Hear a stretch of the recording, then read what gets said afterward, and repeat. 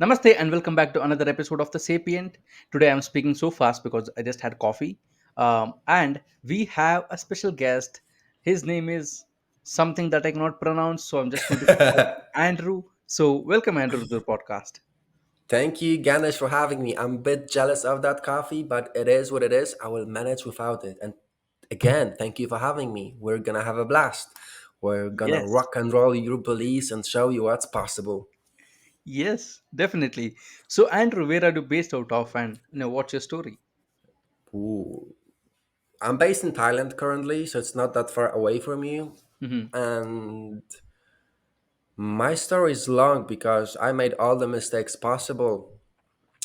mm-hmm, I had like six, seven businesses. I have been IT manager, mm-hmm, but somehow I always knew that my mission is to guide and serve others. But since I'm highly sensitive to other people's emotion, energies, mm-hmm, I thought that doing the right thing is not only the right thing to do, but it is the only thing to do. And there are mm-hmm. people that will glad stab you in the back just to get ahead of you. Yes. So this pattern has been repeating for some time, due to the Mm-hmm, point that I believe that since people are treating me unjustly, I will treat them unjustly as well, and I will focus on money. And mm-hmm, eventually, I got the money. And guess what? mm-hmm, I had an existence full of grief, sadness, and it didn't fix this hole that I mm-hmm, have in my heart. Only doing what you're supposed to do will make you whole. And I believe all of mm-hmm. us have a different mission. So it's about embracing who you are because everyone else is already taken. So you can only be yourself. Yeah, So my journey was simply to stop fighting with myself. got it. Um, I feel like I need to ask you this question. Do you have problem with authority? Authority? Yeah, like in a workplace or you know I feel like that I felt like asking that because you have had multiple businesses and you walked away from a corporate life. I don't really think so. It intrigues me why you asked this question. I believe that I always respected authority, Mm-hmm. and maybe that was the problem because many times in corporate life, not always the best person wins, not always the best Yes. person leads. And that is often an issue where you are much more gifted than your supervisor. Mm-hmm. And that for me it was like being trapped in a cage. Mm-hmm. Yeah. There is a famous dog person. His name is Caesar Milan, right? He's like an expert in dogs. Have you heard of him? Yes, I've seen him Yeah. in South Park episode. Oh, yeah, nice. So he says something like, humans are the only animals who will follow unfit leaders, Yeah, right? that's very And I feel true. like, Like oh, yeah. for me, I started to manifest my new job position as head of department, but the corporation world is so sick that even if I got the job, it would be like I still need to do what they tell me to do, feel what they want me to feel. I basically would be a slave. I would lose myself in the process. For what? For money that apparently doesn't mean much for me. Once you got the money, I think Jim Carrey said it best. I wish for all people to get money and famous so they realize that it's not the cure of their issues. Yes. Yeah. Yeah. I feel like you are on a right path when when you're talking about money. Um, because, most people who are rich really don't care about money, right? Or even a person who's just building something in life, like they're not obsessed about money, right? And people who are obsessed about money, one bad thing happens to them and they just wipe themselves off. Like money is a tool, right? It depends Hmm. how you use it. Some people use it correctly to build their families, to build their surroundings, but some Hmm. people think that it's gonna fill the hole they have in their heart. So they're gonna buy new things just Yeah. to mask this feeling of being empty inside, and they're gonna buy car after another, and eventually they will get attached to this feeling like a Hmm. junkie would feel when he's doing drugs. But it's Yep. not gonna make that person healthy. Hmm. What makes you healthy is looking within. What's causing you to feel Hmm. this way? Got it. And Andrew, what do you do for living right now? Do you run a I rent. business or? Yes, correct. I do. I have a coaching business. I rent Hmm. real estate. I do short trading, day trading. Hmm. You might say that I'm kind of semi-retired. I don't do Hmm. much, but I do coach people because it Hmm. is my passion. It is my mission to guide and serve others. I Hmm. started with serving people just like me that are highly sensitive. Hmm. And if you are that person, I can tell you that I'm offering for free how to solve the biggest challenge you have in life, which is punching a negative emotion from others. Hmm. My lead magnet just does that. And then I work with people to release negative emotion and beliefs that are living in the organs. Hmm. So each organ has different negative emotions. For example, let's talk about the heart. The Hmm. heart is responsible for hastiness and cruelty, but if you transmute those energies, it is joy, it is honor, and it is sincerity.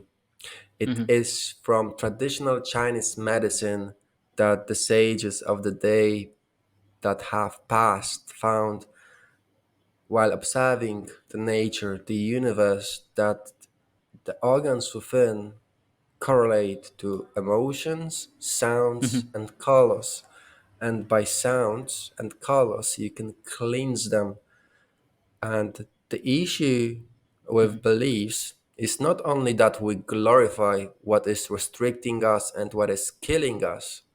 Hmm. Most of the time, we are not aware of that. And that is an invisible wall that is blocking us from achieving our dreams or our Hmm. goals. This is this energy that does not allow you to move forward. So Hmm. once you are able to identify those blocks and transmute that to positive emotion, it would be like this energy propels you in the future, and organically you Hmm. found what you have been searching all day, all time long. You realize that it was in front of your nose all the time. Got it. Okay, let me ask you a tricky question, right? Um, what I is like your tricky opinion? questions. What's your opinion to people, or what's your response to people who say, I am what I am, I don't want to change. Like, this is me. And if I change it, the change is seen as something like fabrication.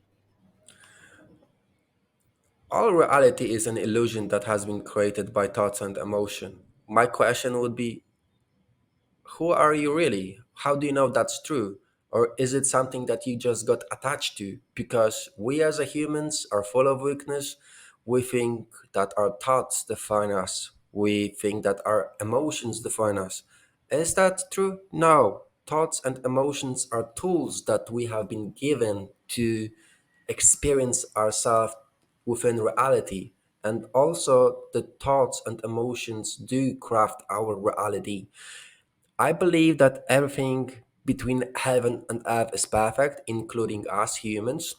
But we have this tendency as a special Hmm. species that we fight with ourselves. We think we are someone different than we are. If Hmm. you, for example, would see a dog thinking it's an elephant, that would be craziness. But for us Hmm. humans, it's very normal. So there is Yep. this friction between who we Hmm. are and who do we think we should be, like this mental image we have, and it just creates friction. That's huge Hmm. energy losses, and that restricts us from achieving what we want. Got it. So you would say that um, your emotions are just part of your evolution cycle, and they will, or they tend to change in the future, right, as you progress as a human being. Ideally, let's think about it. Hmm. Do you think emotions are bad or good, or are they just a tool for you? For example, Hmm. if somebody is chasing you, it's good to feel Hmm. fear so you can run faster. But if Yes. you observe reality through the lenses of fear constantly and allow that emotion to use you, Hmm. you will only see fear everywhere. You will see ghosts and shadows underneath your bed, and that would obviously bad thing. Hmm. So emotions are neither good Hmm. or bad.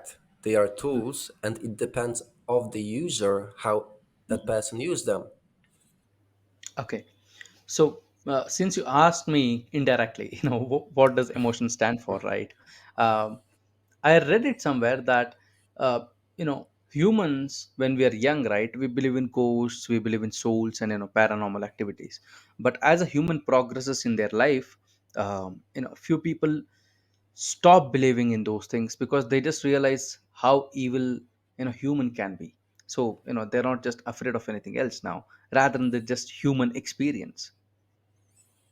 So my question is, uh, how do people come out of that kind of mindset? Realizing that all people are have equal parts of good and bad. If you would have a garden and you cultivate only the weeds, forgetting about the plants, there will be no surprise that the garden yields no fruits. It's about weeding the weeds and cultivating the plants. And the thing with mindset is that, again, it is a particular way to see reality, a particular lenses that you observe through. So I believe that all of this is restrictions that we glorify. But if you're just starting, or Hmm. one of your audience that is listening to this, the first question you need to ask yourself, is this serving me? Is this Hmm. helping me? Or is this belief mindset limiting me? If it's limiting me, why am I believing this? Can Hmm. I see examples when this was incorrect? And Hmm. once you start to put focus on what you want to grow, it would Hmm. automatically grow even faster. Hmm. Got it. Okay.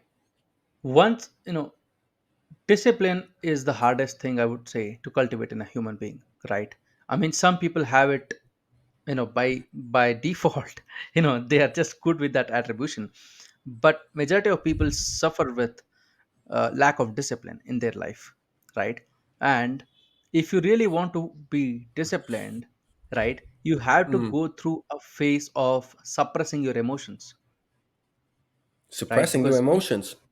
yeah, because your emotion is just not in the right place. Because once the fun is over, right, your Mm. I would say your biology, or you just your body searches for other things, or just don't do it, right? Mm. Like exercising, or learning any new thing, or even sometimes even in business, right? When business Mm. owners lack discipline and they fail again and again, big just because they could not suppress their emotions in the right time.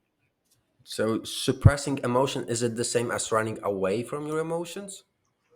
I would say no, but just saying, what, today I'm not going to listen to you. Would that serve you or would that serve you not? Because my belief is if I'm running away from something, that something will chase me even faster. And Hmm. usually it's something that once we confront, we realize Hmm. that there was nothing to be afraid of. Yeah. So by doing this, But what the Andre, people call shadow but work. Mhm. But my point of view is, if let's say I want to exercise every day, right? Mm. And today, I did it because I had enthusiasm. But tomorrow, I don't feel like it. I'm feeling lazy, and my brain, because it does not get happiness out of it initially, right? Initially, at least, it Mm. says don't do it because it doesn't serve me anything. It doesn't get me dopamine, to be chemically speaking. Mm. So our brain does play these tricks on us. When it says just don't do it because I don't feel like doing it. So do you think forcing that emotion is good, or just saying, what, right now I'm in a phase where this could be good for me in the future, so I'm just going to avoid you? People experience life differently. There are people that are logical and gonna process life through their Mhm. thoughts, and obviously there are people that are more emotional. So you need to see first, who are you? Are you more about thoughts, emotion, or even maybe energy? And if you think that working out daily is serving you, you just need to push through. I would say you need to start slowly so you find this internal motivation. My approach Mhm. is completely different. I'm a former Shaolin apprentice. For us, it's Mhm. about training several times a day. So through Mhm. this process, you learn something completely different, that you need to be Mhm. constantly aware, not to lose any energy, because there are gonna be times that you don't want to work out, because it's Mhm. very make you very tired. But you need to push through to see what has been holding you back. Mhm. And in most cases, what's holding us back is ourselves. Yeah. So would you say that self is just emotional self, or is it like logical self? Both.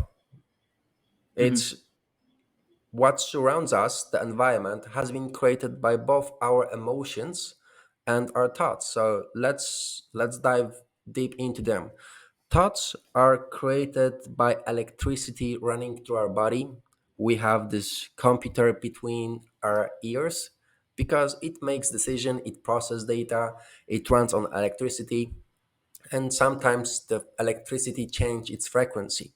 So you have the thoughts, you have the electrical charge that's around the body and within the body, and then you have emotions. When you feel something, there's gonna be a chemical reaction in the body which gonna release chemicals in your veins so you can feel this juice, which gonna affect how you feel.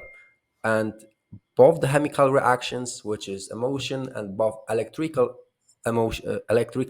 responses, which are the thoughts, have effect on our life. So those two things should work together. If your thoughts are clashing with your emotion Mhm. because they are completely opposite, they first of all will Yeah. bounce back.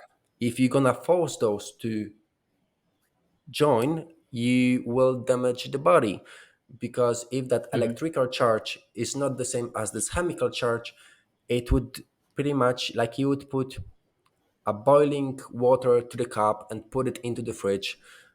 The cup Mhm. will just fall to pieces, and the same thing would happen Mhm. to your body. So it's about those two things working in synergy and working on your behalf to serve you. Got it. Do you think that emotions are short term and thinking or logical thinking is long term? Because I have a relative in experience and also example for this, right? Because i'm you know, yeah. I don't like to think long term. For Mhm. me, when I think long term, it's a sign that I'm losing control of my life, that I'm losing Mhm. energy when I start to plan. For me, using the mind, the logic, the thoughts correctly is to use it in my current surrounding environment. If there is something that I can do right here, right now to better my life, if Mhm. that's not possible, I'm gonna be in this meditative state without no thought, so I can cultivate the energy within. When it's time to use that energy, it will be within my reach to do so.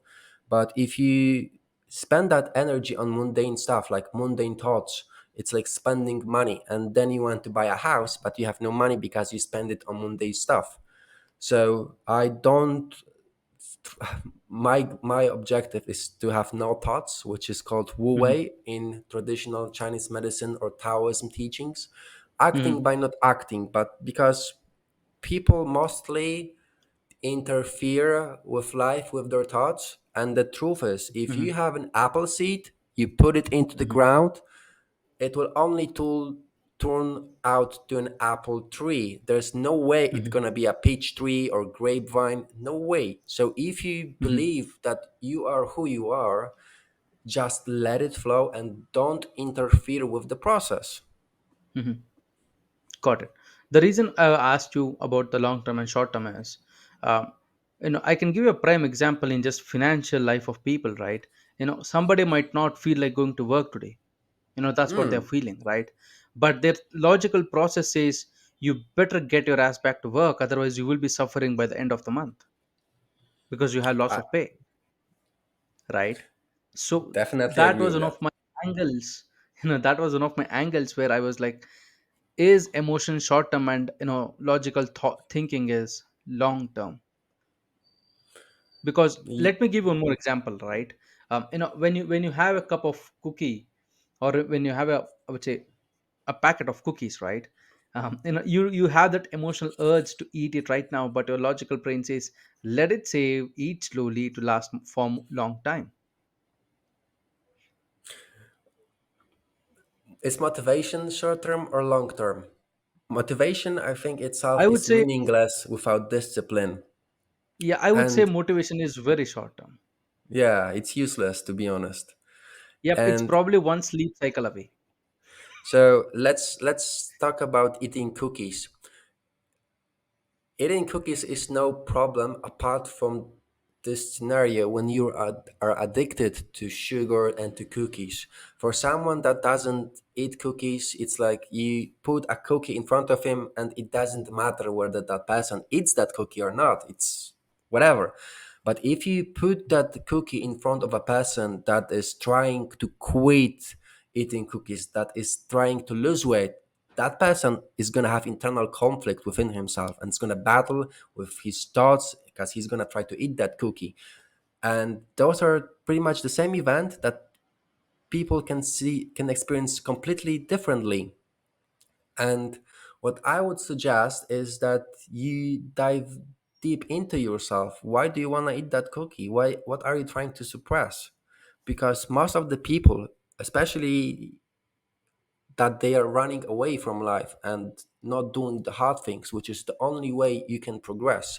They use different coping mechanisms like overeating. They even use spirituality, or spirituality is used the most as coping mechanism because people, instead of facing their demons, facing the music, facing the challenges, they prefer to, oh no, I'm gonna meditate. Oh no, I'm gonna do yoga. You don't understand. I'm spiritual, and it doesn't matter that their life is falling apart because they're not doing what is required. So I'm not saying you should not do the work. I say completely do the work. Be disciplined in doing the work. Also be aware that you can't allow the work to use you. So there are limits to how long you can work, Yeah, but yeah. do the work. That was exactly my question when I asked, because what about emotions that stop you from working, right? Like procrastination, Hmm. no interest, no motivation, as you said, right? So What about, so do we suppress them and say fuck you, or we are like, okay, let's leave it out? Mm, procrastination, in a way, is a fear of being successful. So, if you feel that emotion, that's gonna keep you locked, and you might work regardless of feeling that emotion, but it's gonna be like headbutting into a wall. If you allow that emotion, if you process that emotion and allow it to live your body, it would be completely different. It's like you don't, you, with this example of eating a cookie, you would no longer be hindered by this process. That energy that you use to fight with yourself, whether you should work or not, would be used as to your success.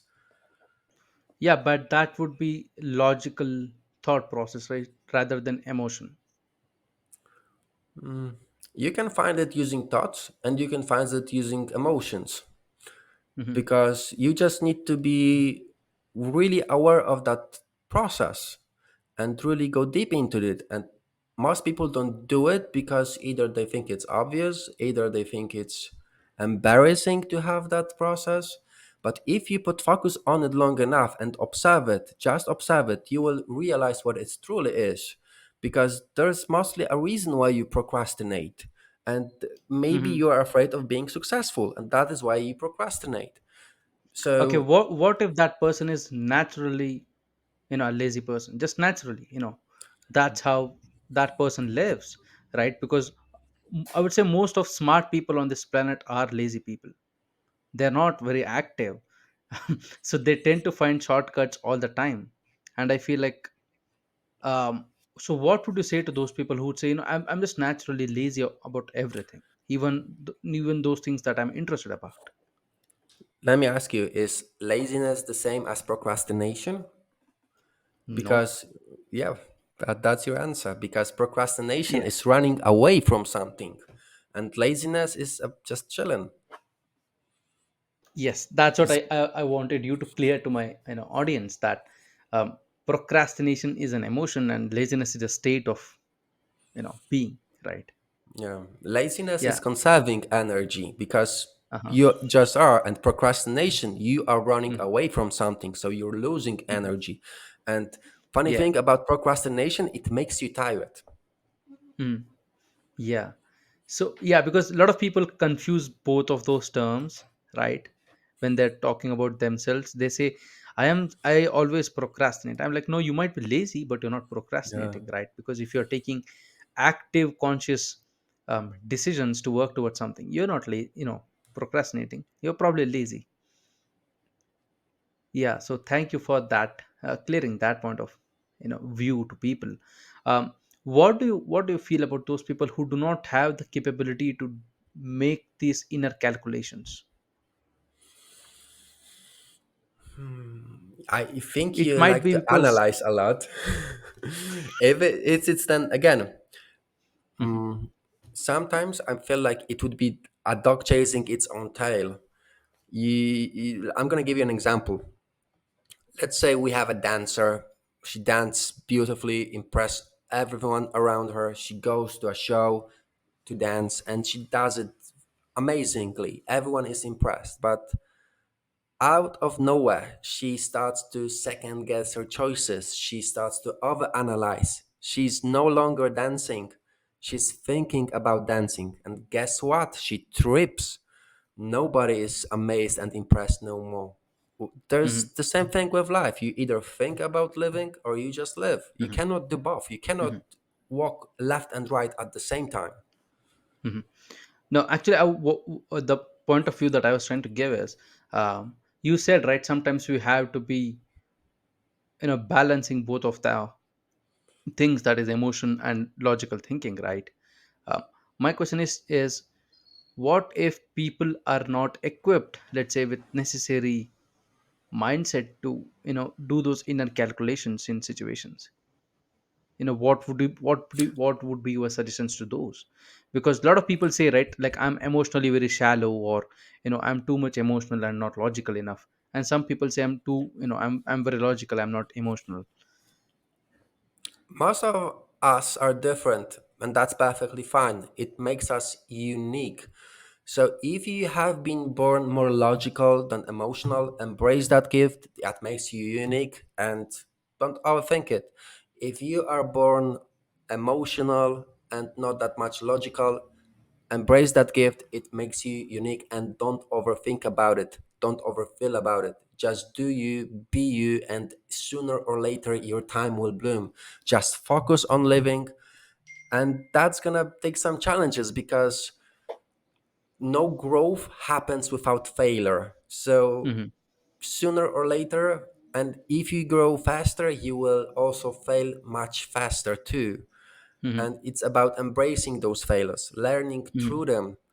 There are literally no shortcuts in life. You might say that this board is based on duality. You have yin and yang, like in Tao, or day and night. So if you go using shortcuts, like when I take shortcut on my bike, I always end up lost. It's Hmm. very similar if you choose the short road. It's Hmm. all of those schemes get rich schemes, and guess what? You're gonna lose your money only. Somehow the short road becomes the long road. So let's use it Hmm. to our advantage. So the long road can become the shortest road. And that's what I propose to people, not to shy away from challenges, embrace who they are, face their demons. And Hmm. once you do that hard work, which you have been glorifying for so long that you thought those patterns defined you, Hmm.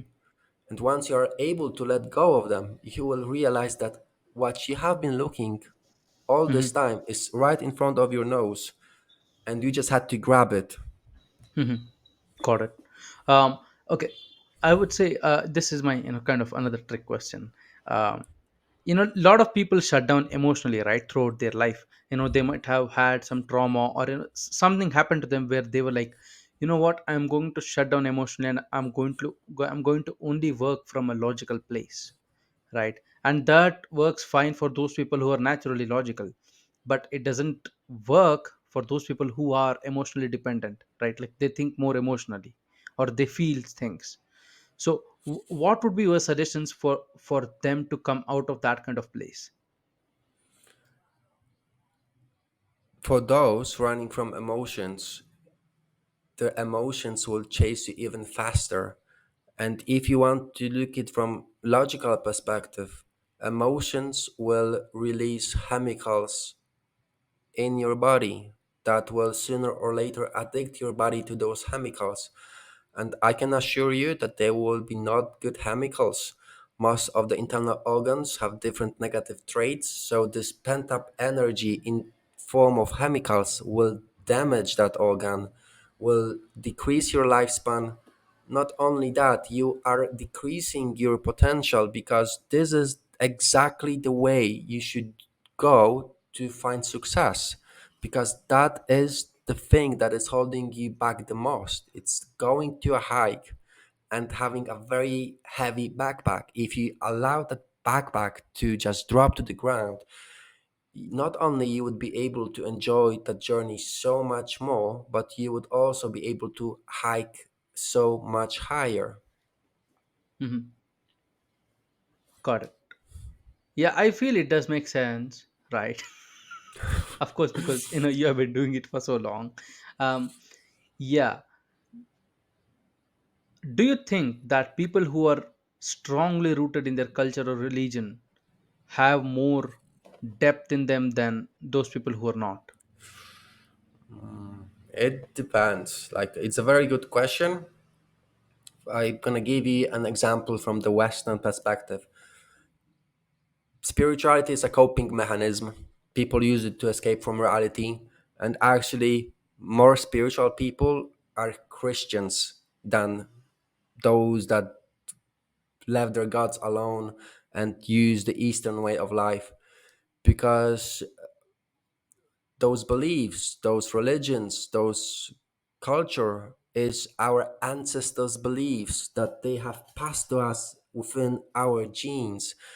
It, you might say, it's always with us, and it's about then how those genes are expressed. But if you go and say that the way of your ancestors is incorrect, it's like it shows no respect to your ancestor, Hmm. to your genes, and mostly it will be punished, because Hmm. you don't respect what your ancestors built. So it's a very Yep. good questions. It depends from which culture you are. Mostly it could result even in grave injuries or sicknesses if Hmm. you, for example, have been born on a high enough level. You have been born as a Hmm. Christians, and then you Yeah. changed to, for example, a Buddhism or a Hindu. That might be very, that has Hmm. serious consequences. And many people in the West change their names, and this is literally like raping the soul, because the soul, no one knows what the soul wants to experience, and you're going Hmm. against the wishes, because why are you escaping from yourself? That's silly. Hmm. Wherever you go, you take yourself with you. So you need to have this Hmm. healthy relationship with yourself. Got it. So coming, forward, moving forward from this conversation, um, what is your response to those people who say, you know my bad habits is because of a trauma, like I am rude to people because of a trauma? What is your response to them? Do you think they're hiding behind a trauma, or do you think they're genuinely affected from it? Yes, and yes. It's when something bad has happened to you, you start to see the reality through those lenses, and you forget to take them off. So you got addicted to the emotions that are being caused by this experience. Your body got addicted to those emotions and chemicals. And sooner, it's not even your logical mind that's guiding you, it's not your emotions that guiding you, it's your body that Mm-hmm. got addicted to those responses. And Mm-hmm. then we got so used to that that we think it's the only way to experience reality, and that is why it's so hard to change. I like to go to the root cause of the issue, but I don't like to dwell why Mm-hmm. was there trauma in the first place. What I know is that Mm-hmm. and trauma and what was the other one? Phobias, trauma, Mm-hmm. phobias, fear are Mm-hmm. emotions of the kidneys. So you can use that energy if you know how Mm-hmm. and transmute that to gentleness, stillness, awareness, and you take those glasses off that caused you to perceive reality through that you have been hurt, that you have this emotional baggage that you always carry, and then somehow you are surprised that this emotional baggage causes you to experience things the way you experience them. And this is Mm-hmm. only one way to experience reality, and there are countless ways you can do that. Mm-hmm. Got it. And coming to instincts, right? Because I'm a big believer in instinct, because I feel it comes from your gene and experiences from your forefathers, right? Like people who lived before you. Um, where do you rank instincts in terms of daily use? I would say, because when you meet few people, your instincts are going crazy. They're like, yeah, I don't trust this guy, Okay. right? And yet there are people who can trick you into believing that they are good people, right? They could trick your instinct. So where do you rank the usage of instinct in daily life, not in like dangerous situations but in daily life?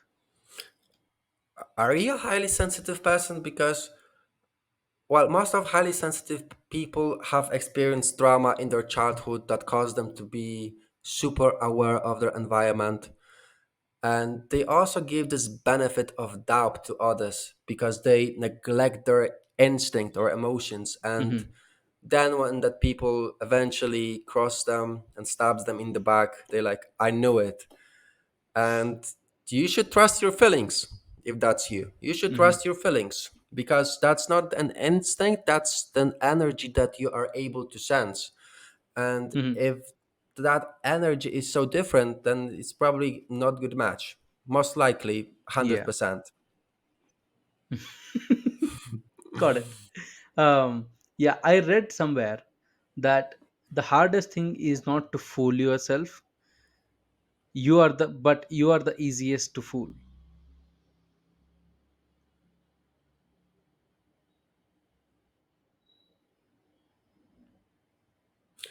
The connection dropped. Can you repeat? Yeah. So I read somewhere that says the hardest thing is not to fool yourself, yet you are the easiest to fool. Agree. So how do people counter that? Counter. Hmm. There is no need to counter if you embrace who you are. Hmm. And if you have those feelings deep Hmm. within that this person is to use you, this person is to cross you, just trust those feelings and don't give the benefit of a doubt just to explain them that they had a bad day or maybe they had a fight with their spouse. You're giving them explanation and it's not benefiting Hmm. for anyone because you're taking Hmm. responsibility away from them and giving on your shoulders, Hmm. which eventually will cause you to believe that all the world relies on your shoulders and you will have Hmm. heavy shoulders. What do you think about toxic positivity? Toxic positivity, Yeah. like toxic masculinity or body type Yeah, it's like it. positivity. Yeah, it's like a la la land of positivity, right? Where Even if someone crosses you, don't be angry, like, always be happy, and you know like these kind of thought Uh, process. in Thailand, it's called saboy saboy until it's not. Hmm. And what is it serving you? Mostly people think they have to behave in that way because they are unable to express their own feelings. And for highly sensitive people, it usually, this pattern starts like this.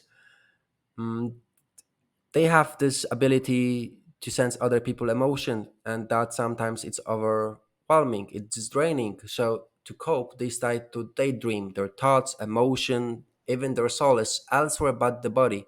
So they start with interacting with others, and they don't want to be in that setting. They would do anything to end that setting, and Yeah. that makes it very easy to be overwhelmed by emotions of the third party. So the belly Hmm. sinks, you stop breathing, you freeze, and you end the interaction. You go home and like, oh no, what just happened? I want to say something else. I wanted to do something else, yet I just froze and looked stupid. I'm gonna plan ahead and prepare myself for the next time and do it completely differently. Guess what? The next situation happens, we stop, we freeze, Hmm. our belly sinks, and we don't breathe.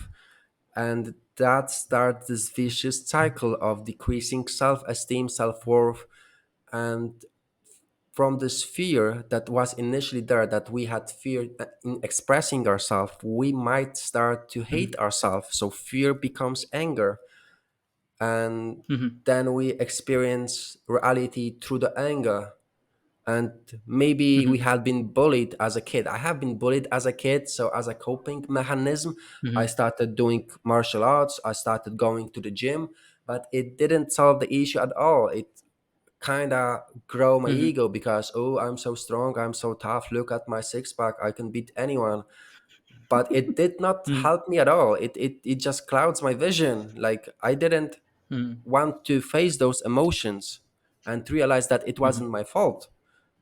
And Yeah. since I was building on something that was not real, it was also not real. That Hmm.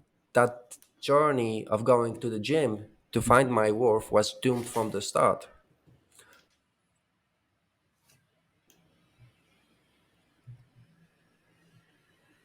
Hmm.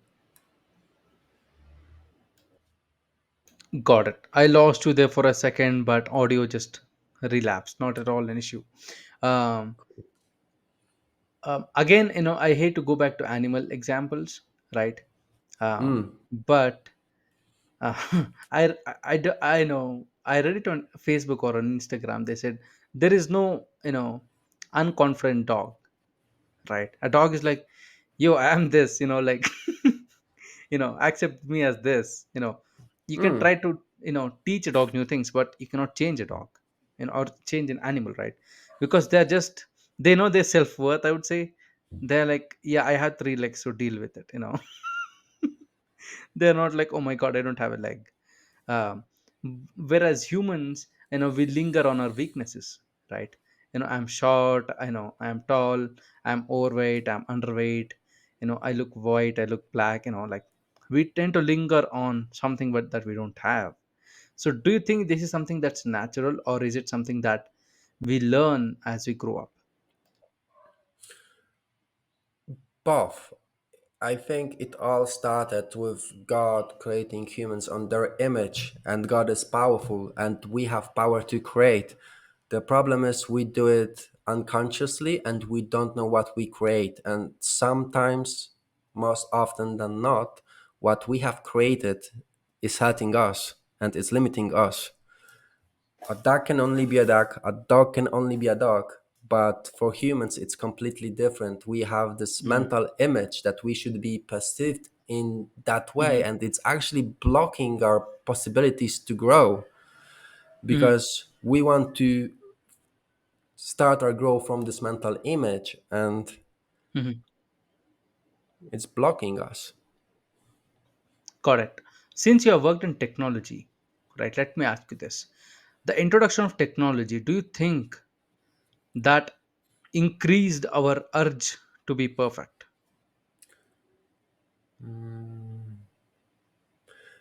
Perfect itself is running away from challenges.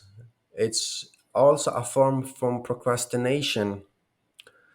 And technology is a tool, so it depends how it is being Mhm. used. If it's being Mhm. used for the benefit of people, perfectly fine. But if we allow the Which technology is to not. use us, which is not, we seems that we lost our roots if you think about it, because Yeah. all of layers of the humankind have been impacted by technology. You say relationships, for example, the relationships lost so much because we have dating Mhm. apps, and you don't have to be real, you don't have to be vulnerable, you can just swipe right, and that leads to Mhm. having very shallow relationships.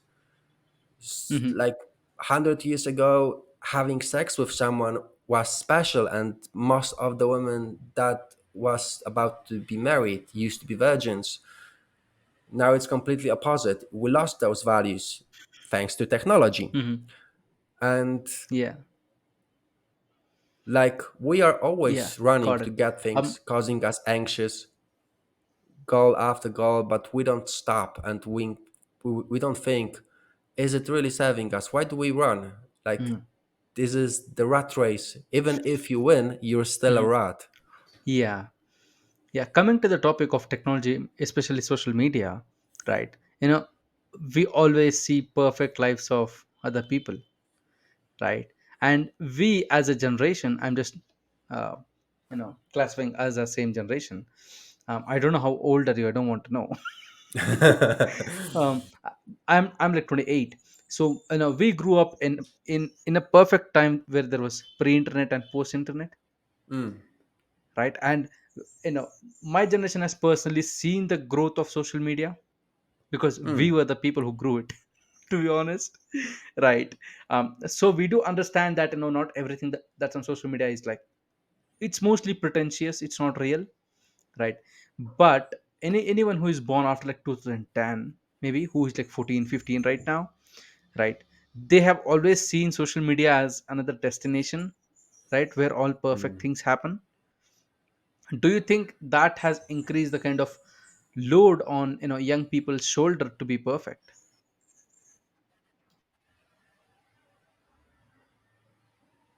All of us have different challenges. It's the same for generation. You might say that the social media, the YouTube, is just a new TV, and TV is just a new fire. People in the back used to observe fire, which hypnotized them, and they used to tell stories. Some of those stories impact us to this day and age. So you might say that it is the same thing, the same process, looks just a bit differently to confuse you in thinking it's something new, yet the energy is the same. And with all the traps, you need to realize that this is a trap, and this gets your attention, that this causes you a dopamine rush that gets you addicted. And I think most of the young people are born with this ability. Like maybe 10, 20 years ago, when a child was born, it didn't have a phone in his hand. Now 5 years old can start a YouTube channel. So they have been able to adapt to those processes, like our organs have been able to adapt to the environment that we live in. Because if, for example, our liver would be the same as 100 years old, we wouldn't be able to live long, of those chemicals, of those what we eat, all the plastic. The liver won't be able to process all those chemicals. It had to adapt.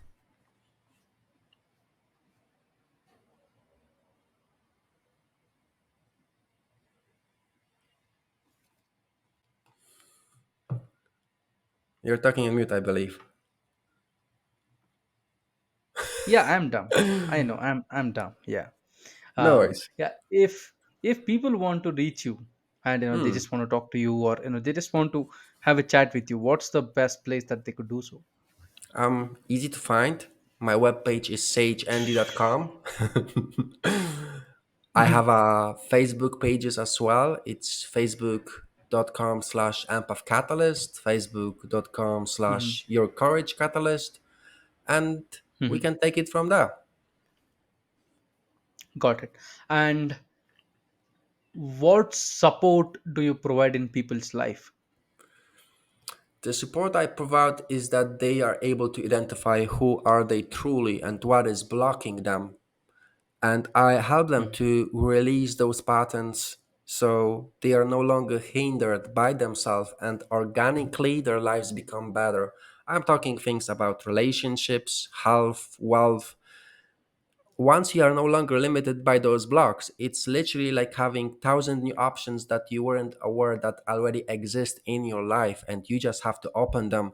So people can heal their diseases. People realize that they have the love of their life in front of them. It's a very profound process. And once you start that process, you will be embarrassed how long it took you to release those patterns.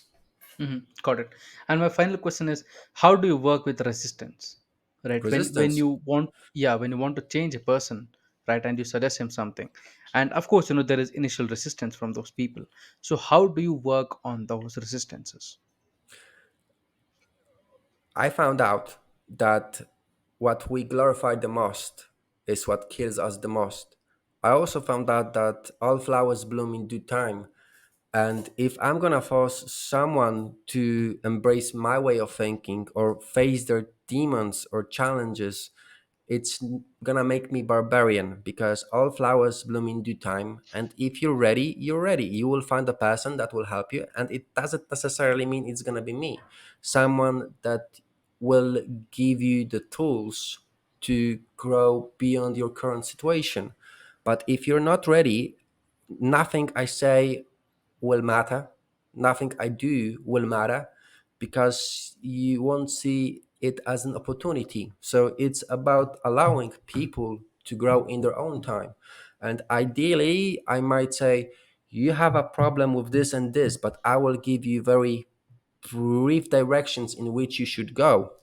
But since the process that I'm doing does not really rely on you knowing it on the first stage, it's the general direction that, for example, we're cleaning all the organs, so we're cleaning it from all the negative emotions. And once you start the process, once you see it works, you naturally become more confident in you, and that allows you to go deeper and deeper to release those blockages, and then you can see the results it has on your life. So it's like a snowball effect. Once you start, you're hooked to it, you become a better person, and your life becomes better as well. Got it. And what's your final message to my audience? Relax. Everything between heaven and earth is perfect. The issue is that we want to be seen differently than we are. We want to say different things than we meant to say. And that causes friction with the universe. It seems that we are fighting ourselves. And due to that, the universe fights with us as well. So once you are able to let go and stop fighting with you, the universe will stop fighting you as well. And then you will be able to truly enjoy the glory of living. Got it. Thank you so much, Andrew, for being here. It was very good talking to someone who is definitely more uh, further in the evolution cycle than me. Yeah, thank you so much for taking your time and being here. Thank you so much for having me. It was fun. Yeah, and to I my like your audience, style. guys, this is the end of the episode, and all of the And Andrew's so links sorry for will my be in the internet episode description. connectivity. Yeah, that's Yeah, okay. thank That's you. okay. Yeah, so to my audience, this is the end of the episode.